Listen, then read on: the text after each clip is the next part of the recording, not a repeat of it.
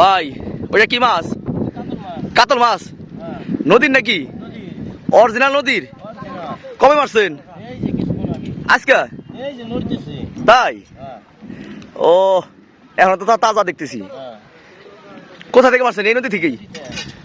কি জাল দিয়ে? বড় বেড় জাল না? এটা কয় কেজি হবে ভাই? 10 কেজি 800? কোন কি দাম চাচ্ছেন কত? কত বিক্রি করবেন? 1300 টাকা কেজি। 10 কেজি 800, তার মানে আনুমানিক 15,000, তাই না? দেখি একটু হালকা একটু উৎসাহ তো।